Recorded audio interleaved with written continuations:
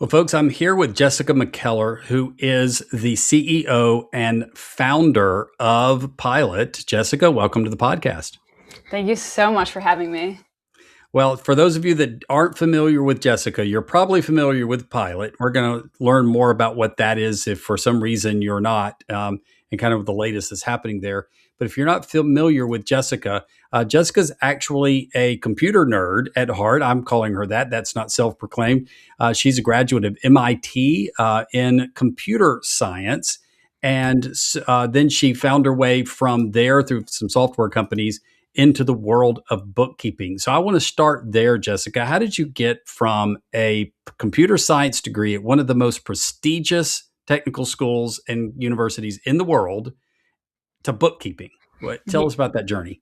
Yeah, I mean, it came from solving a problem that I had and that every startup founder and small business owner has, which is how do you take care of the financial back office? So prior to Pilot, I've had the great honor and pleasure of working with my co-founder Wasim for almost 20 years at this point. We literally met as computer nerds in the computer club at MIT. And then we've worked together ever since. So, like, we had a company out of school that was productizing a research project from school. That company, we happened to bootstrap that into a profitable business that was acquired by Oracle. But we did that as one go around. You had to run the back office of that thing. And what we literally did, this was, again, almost 20 years ago. So at the time, and we literally were new grads. Like, we didn't know anything about accounting. We just knew that we had to take care of the books and file our taxes. We didn't know anybody who knew any accountants. So we literally bought a copy of QuickBooks for Dummies and bought a copy of QuickBooks Desktop. And we did the books ourselves. And we even wrote some software to facilitate that. This was, again, back almost 20 years ago. Right. And so that was a formative experience for us in how do businesses run their back office. Yep. And then we had the same problem with the second company that we built together. That company was a different thing. It was like a chat solution for businesses, kind of like Slack. That company happened to have been acquired by Dropbox, but same problem. We had to take care of the back office ourselves. How do you do it? And then coming out of that company and some time at Dropbox, we kind of got back in each other's living rooms one more time, and we said, okay, what have we learned over the course of our careers to this point, and what problems do we think we are worth solving and that we are particularly well equipped to solve?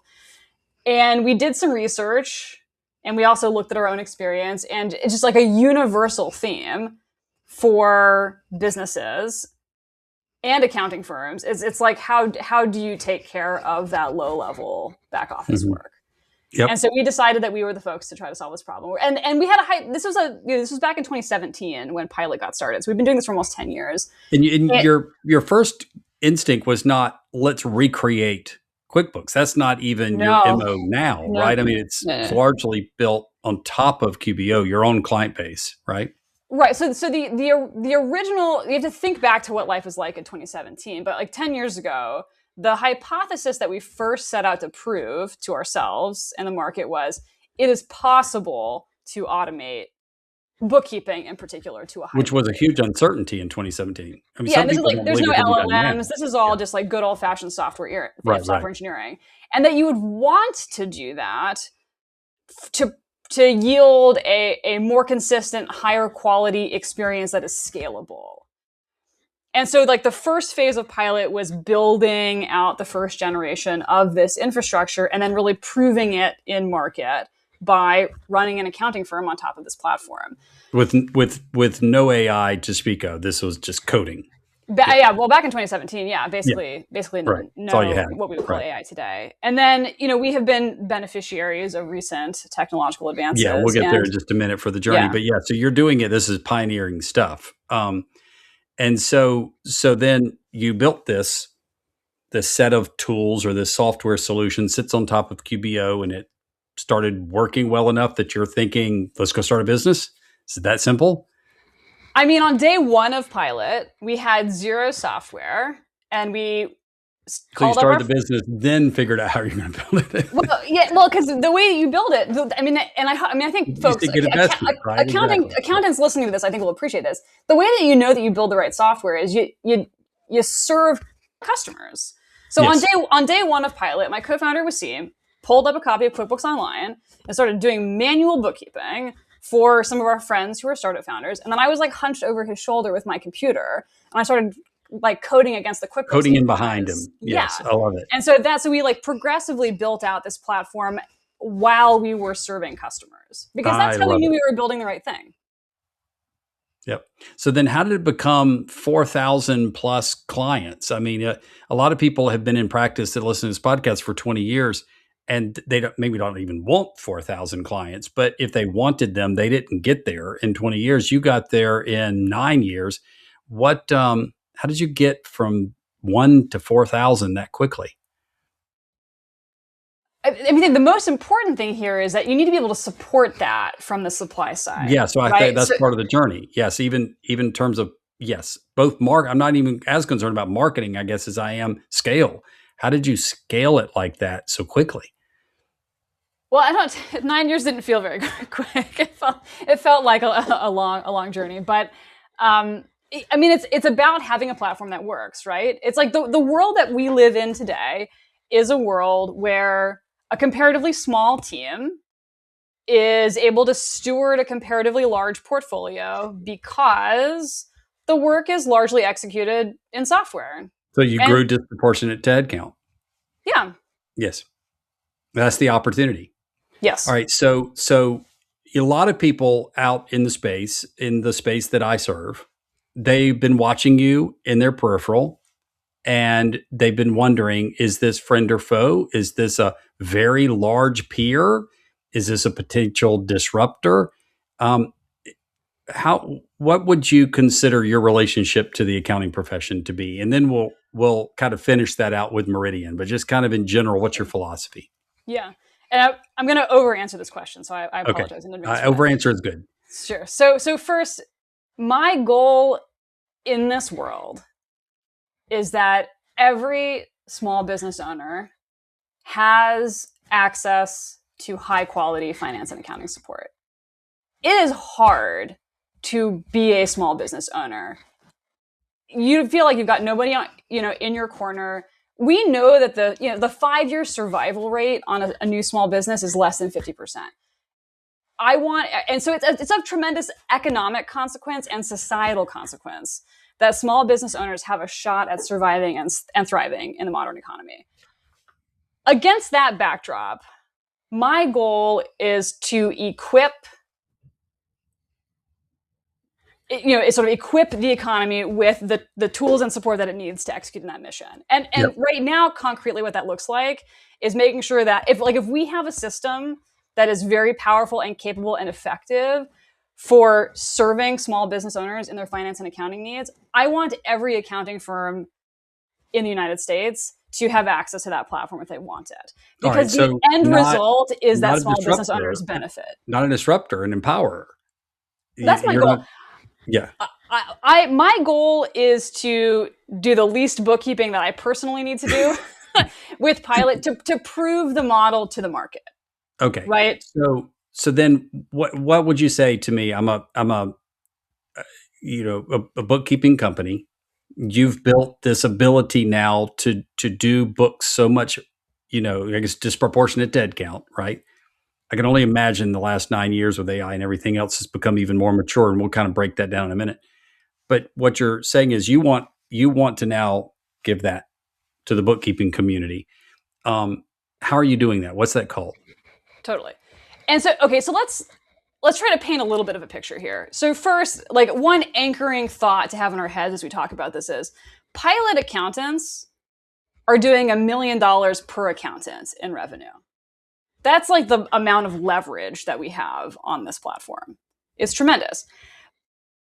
But it's not just about like deploying software does not yield that as a result. What we're really talking about right now is that like the foundational math on accounting firms is starting to collapse. And we really addressing this, like really systemically addressing this requires a new foundation. And like, what might that new foundation look like? And it's only worth building a new foundation if the result is a better client experience. When you say the foundation is collapsing, you mean on this idea of charging for my effort? Is that the foundation? The math is not mathing anymore. It's like Right. client expectation, like what a client expects to pay for a given suite of services is evolving. The labor costs are evolving, and like these two sides are not meeting in the middle anymore. And 3 out of 4 accounting firms that we talk to, they talk to us about how they want to grow, but they can't because they can't figure out how to make the supply side problem meet the demand problem. The supply side problem, yes. The staffing crisis, as well as some of the economic, like you said, expectations from technology, they're converging in a way that's making pricing difficult, making resourcing difficult. So I just want to unpack what you meant by foundation collapsing. Okay. Totally. So now keep going. So we need a new foundation, but if we're going to build a new foundation, it better be a better client experience, a better employee experience. Like your job as an accountant should feel better, not worse with technology. And it needs to yield stronger, more resilient firms. Okay, so against that backdrop, like, how do you get to a world where you have $1 million accountants? Let me tell you that the technology is actually the last part of this. Okay, that's interesting. First, and you already alluded to this, you have to move to pricing to value, right? You can't be, it can't be an exchange of, well, I spent this many hours of my labor, so I'm charging you this number of dollars per hour. Because if you do that, nothing else about the system is going to change. So you've got to tackle pricing to value. That like aligns automation with profitability. It aligns employee incentives with the adoption of technology. Clients like it, etc. Okay, so price to value for all client engagements. And then you need to align the incentives of your employees with business outcomes at all levels, right? Like if you're a more productive employee, you should get compensated for that. Yes. And you should be able to have a career progression that rewards being really good at your craft. Like you don't have to go into management. If you're saying there's $1 million per person per full-time equivalent, the industry standard on that, the gold standard is 250. Totally. So you have a lot of extra wealth to share there. 100%. And I want that because accountants, I start pontificating about this. I'm so passionate about this. It's like, this is a group of people who have like tremendously valuable skills and like business connectivity tissue in their communities. It's very important that accountants and accounting firms have a place in what's going on in this AI landscape because the wisdom, the advisory support, the expertise, and just being this like business, a part of these important like community business relationships is just, it's so important. So yes, accountants should benefit from this. They should benefit economically from technology making firms more leveraged. And then of course, like firms themselves should be stronger and more resilient. Like we want firms to be stronger and more resilient as part of these transformations. Okay, so number 1, price to value. Number 2, align incentives with outcomes. And in particular, I mean compensation incentives, career growth incentives. If you've done those 2 things, now we can talk about automation, right? Okay, so and I think the orientation that we've had at least is, if it's a recurring deliverable, it should be automated, right? If this is a recurring deliverable for many customers, it should be automated. And then the question is how. We've been doing that with rules for years, but now it's like rules on steroids to throw in artificial intelligence. Yes. Totally. So, the month-end close, FP&A deliverables, the roll forward of the operating model and the budget versus actuals and the 13 even revenue rec. Yeah, totally. Tax prep. If it's a recurring deliverable, the framework should be like what is the right way to automate it for this firm? And then if you stack those things on top of each other, so you've sort of dealt with the pricing and packaging, pricing to value, you've dealt with the incentives alignment, and then you get the right automation in place. That is what can radically change the economics for a firm. And I'm not saying this is a trivial transition. I'm not saying it's a fast transition, but it's a necessary one. It's a necessary one. Well, so this is what we've been we were grappling with this as pilot for the better part of a decade. And what has come out of that exercise for us is the platform, which we call Meridian. All right. So talk to us about Meridian, because just not, I mean, not to be a spoiler alert here, but or give away the punchline, but basically you're democratizing your intellectual properties developed over 9 years to the market. That if that got your attention, listeners, you can now get the pilot goodness right in your practice. And that's the reason I wanted to have Jessica on this podcast, because this is game changing. All right. So tell us about it, Meridian. And it's meridian.pilot.com, right? Sure. Yeah. Yeah. Okay. So what is this? So this is a platform that provides autonomous real-time bookkeeping, an autonomous month-end close, and an AI accountant agent that can be delegated ad hoc tasks like you would a staff accountant. And like the way to think about this is this gives you the following abstraction for the month-end close, for example. Give the system the input data, the close runs autonomously, and all you have to do is review the work. And that's it.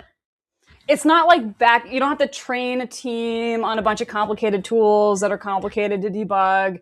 It's not like passing the baton back and forth between a person and an AI agent. It's just like, imagine that someone else had to deal with the gnarly recon, categorization, booking the revenue, dealing with the supporting schedule. It does all of that for you, and all you have to do is review the work. And it contains like a really nice review surface that makes this review really efficient, in addition to the probably month over month balance sheet and P&L review you'd normally be doing.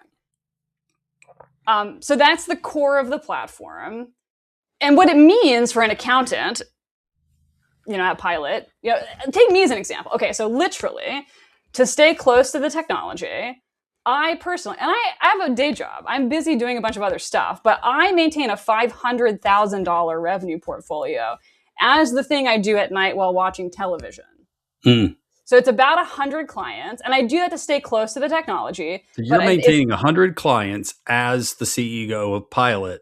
Yeah. In the evenings while watching Game of Thrones or whatever you watch. That is literally, I literally rewatched the Veep's, like I rewatched Veep, and like a couple days ago, I just rewatched the Veep season finale, which is existentially stressful. But I think I literally shipped like 20 customers where all I had to, like while watching that season finale, where all I had to do was like, review looks clean, per usual, don't have any feedback on what what's the the AI size of did. these customers? So to be that fully automated, how complex can it get? Yeah. I mean, I'm intentionally keeping a diverse portfolio here. So this is a mix of small businesses in various industries and startups in various stages, including growth stage startups. They're paying Pilot anywhere from hundreds to thousands of dollars a month. And these are like accrual. I mean, some of them are cash basis, but they're mostly like accrual basis customers. So they are accrual basis. Okay. We're being held to the standard of, investor ready financials for startups, for example, or, like loan ready financials for a small business. Yeah, I mean the books are pristine.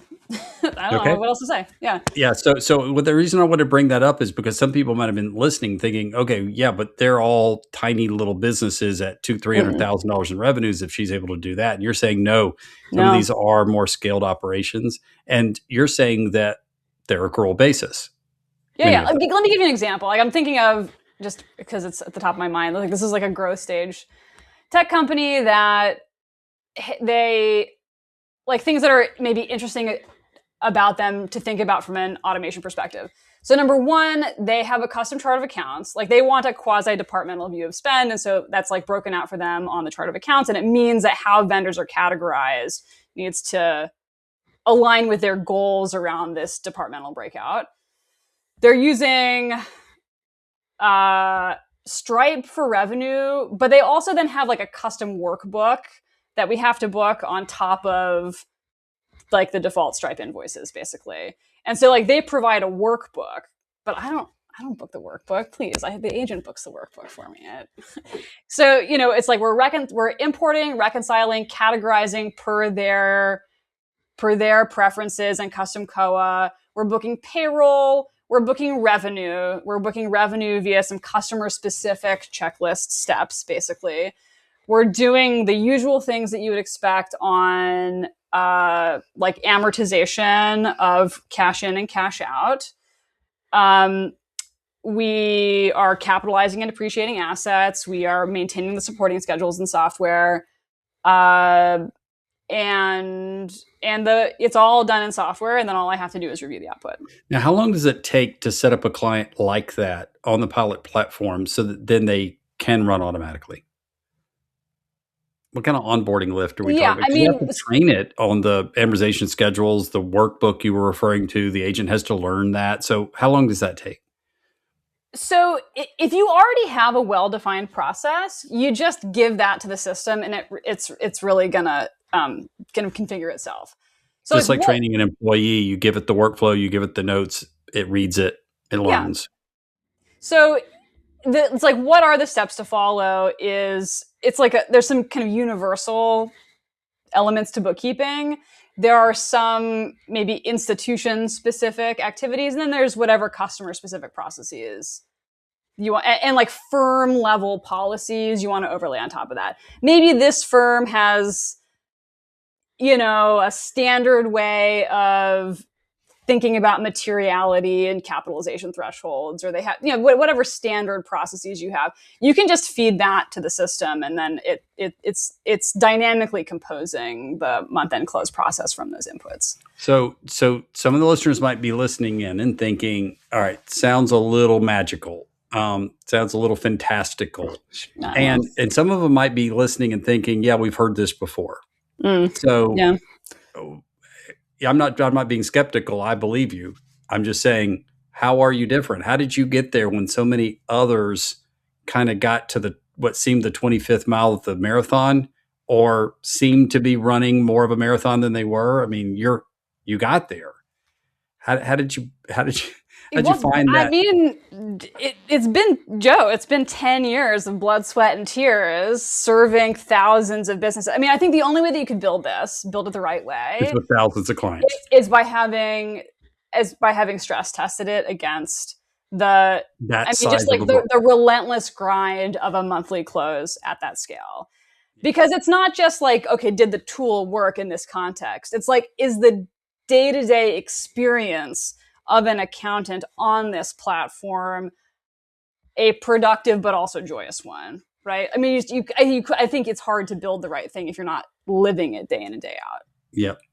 And it's been 10 years in the making. There's AI in this. A lot of this is actually just the thousands of tools that we have built over 10 years that are able to be composed under the hood by an autonomous agent. Well, and that's where I was going to get to, because like if you just go to a GPT, even one as powerful as Gemini or Anthropic, and you say, now go do this, go comprehend this worksheet or this workbook or this Stripe data, you're going to get all this mixed result. And what you're saying is you've coded around all of that so that you're corralling the AI. So AI is not the whole platform, it's AI enabled. So first, a lot of pieces of the close are executed deterministically, which you would want. Reconciliation, there's a single right answer. You need to get it right. With a lot of the bank rec, yeah. Totally. Yeah. So there's like a single right answer. Do that deterministically. So for a lot of pieces of bookkeeping, there are deterministic processes to execute. And then when you get into like an exceptional circumstance, that's where you benefit from, an agent that has a lot of context on how to do bookkeeping well, and it has infinite time and patience. Let it last mile this, kind of exception.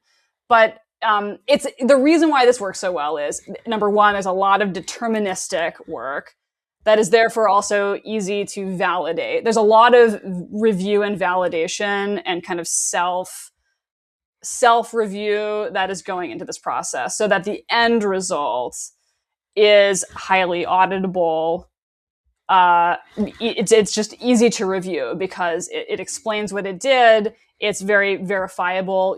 There's a full kind of balance sheet. If I am the reviewer, I'm not just blindly accepting. I can sample sections. I can go to complex transactions. I can go in and see what happened. You can see why it did what, like a choice that was made and why. there's like a full, tick and tie view on every balance sheet, for any balance sheet account that is like balance reconciled or like is supposed to clear, it's like tick and tied.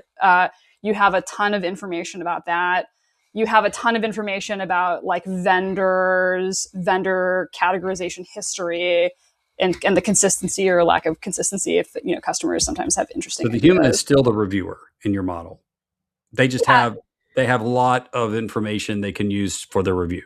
It's like having it's like your own personal accountant to delegate work to that is quite capable and has infinite time and patience, and let them do the stuff that's really time consuming. And the cool thing about letting this happen in software is you can do things that it would be impractical for a human to do. Because you can literally say, review every transaction for all time and make sure that a vendor has always been categorized consistently. And if not, flag the ones that have not to me, and I will tell you. That would be a week's worth of work for a human. Yes. Totally. So you don't even have to do that yourself. That's already happening as part of the month-end close process. There's that sort of infinite precision, attention to detail on the close. Mm-hmm.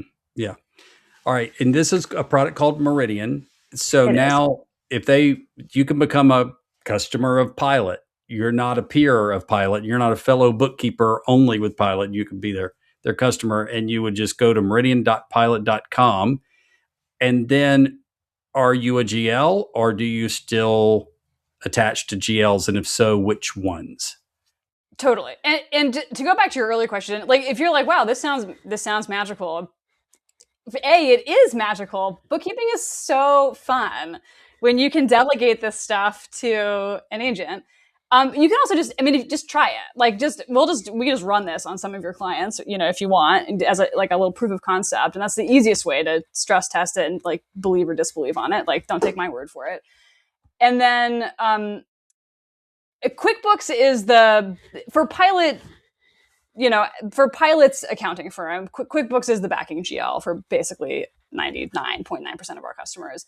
The system is, at the end of the day, ledger agnostic. We have built some additional functionality for continuous bookkeeping for QuickBooks. So I'd say it's the most full-featured experience for QuickBooks Online, but at the end of the day is ledger agnostic. So if you run a firm that has a heterogeneous mix of ledgers, you should definitely still check it out. Okay. Yeah, from a zero practice, still check it out. Sure. Yeah. And what came to my mind when we were talking about the word magic is Asimov's, statement, a famous quote that advanced technology is indistinguishable from magic. So maybe you just have extremely advanced technology. Now, and I like really what Jessica said here, this is really kind of the conclusion of this is if you are still skeptical or you're like, well, it does sound like, I've heard this before, I'm hearing Jessica say it's different. I'm hearing her say she's running a $500,000 book while she's watching or rewatching the series Veep. She's up to $1 million per FTE per full-time equivalent, and she's got 4,000 clients. So this is one you may want to take a fresh look at, see what's under the hood. So I would encourage you to go to meridian.pilot.com and you can learn more about that. If you're going to be at Scaling New Heights, you'll be able to see Pilot on our exhibit floor. And a little birdie tells me they might even have a keynote at Scaling New Heights 2027. So Jessica, thanks so much for being with us. Thank you so much for having me. This is really fun.